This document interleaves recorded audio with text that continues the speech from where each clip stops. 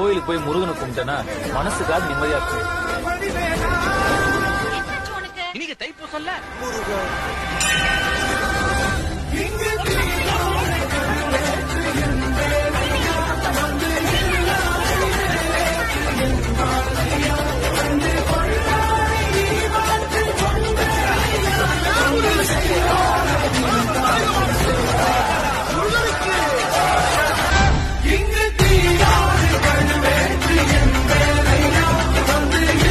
கோயிலுக்கு போய் முருகனை கும்பிட்டேன்னா மனசுக்காக நிம்மதியா இருக்கு.